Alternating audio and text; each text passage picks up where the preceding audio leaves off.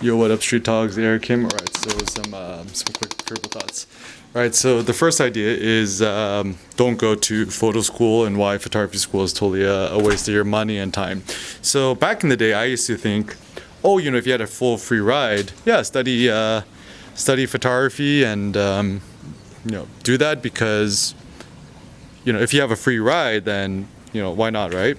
But actually, this is what I discovered. The downside of going to photography school and stuff like that is you start to become indoctrinated with this very kind of reductive way of thinking and approaching photography, which is like the whole like Alex Soth school of like large format or medium format color, looking to the camera, look like really bored and apathetic.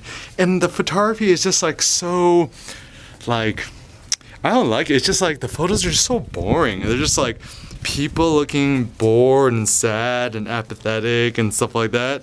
And I don't mean to denigrate Alex Soth. I think he's, a genius photographer and his photos are great. But it just, I think the problem is, I think the purpose of school is to actually, rather than to indoctrinate you into just approaching art and photography in just like one reductive way, the purpose should be to expand your mind, to expand your modes of doing things rather than like my way or the highway, which is what most art school teachers do.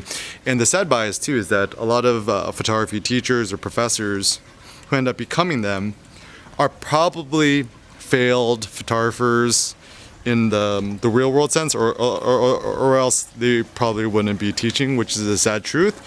And so I think a lot of these photography professors or teachers just end up becoming resentful because they gave their own shot at becoming a professional photographer, something like that, and they like maybe they didn't make it for reasons outside their control, and therefore as a result when they try to teach their students, it's essentially to just kind of get the students to become idealized versions of themselves. And I think actually this is sad truth. I think some teachers or art teachers or educators kind of get this like sick joy in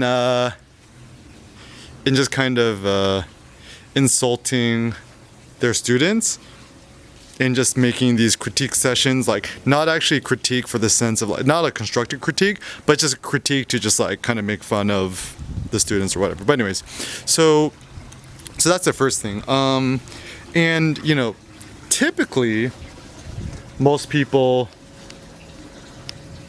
don't get a full free ride to art school or to photo school, and therefore they take out this insane amount of debt to pursue a major that they otherwise could have just learned with themselves on the university, the YouTubes, or just through websites, blogs, and forums.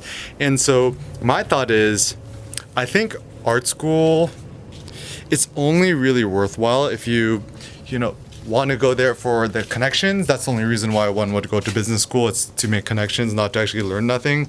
It's not what you know, it's who you know. And I think it's my friend Peter who told me your net worth is your network. So if you know a lot of rich people, you'll be rich and you'll be fine. But anyways, so when it comes to art school, or design school, RISD is for the most part, it seems like a pretty good institution that their industrial major design. Shout out to my friend Sebastian Calvo and also Dylan Fan. I mean, certainly industrial design is a good major because you learn how to use Rhino, CAD, and you have access to all these tools from the school that you might otherwise not be able to afford yourself. And it looks like the future is design, cars, Apple, stuff like that. But still, I think we must be critical to think that when it goes, you go to art school or photo school, whatever, just to be artistic. No, you just do it yourself. Like, it's better that you save your monies for something else. Because once you graduate with like $100,000, $200,000 of debt, have fun with that, right? And I am certain that I think debt is the devil. Like, not devil as in, some sort of demon. It's just kind of a metaphorical devil, is that once you're in debt, you can't truly live your life in a meaningful way that's, you might end up just taking a job that you hate, or you always feel like kind of this sort of Damocles just hanging above you by a horse thread, just kind of ruining your life. So yeah, if I could give advice to myself all over again, even thinking about like my future kids and stuff like that, truth be told, like, I have zero interest in sending my kids to any private institution, which is either not going to be 100% scholarship, full ride, or whatever, or if any out of pocket. So I'm never going to pay education out of pocket for my kids, send them to the public schools, whatever. And I'm just like, yeah, just don't flunk, don't fail, and just, obviously try your best, whatever. But now that me and Cindy is educated, I don't know, like, if the kid doesn't even want to go to college, I'm not even going to force the kid to go to college. I mean, I would actually prefer my future kid or kids or whatever to become entrepreneurs, or, if they want to be artists and stuff like that, yeah, like, go ahead, do that, and then figure out a way to make money. If they were to go to college, I would actually try to push them into studying, maybe computer science, and also not to take on any debt. I mean, it seems like computer science is the most pragmatic major to get in today's world, and it doesn't hurt to know it. But yeah, I would very, very much discourage anyone from studying photography, going to art school for art school's sake. There's a lot more meaningful, and then it's 4 years of your life. It's like there's so many other things. Better to maybe just like work a random job and then just backpack through Southeast Asia or Vietnam for like a few years and stuff like that, or even become a beach bum or something like that.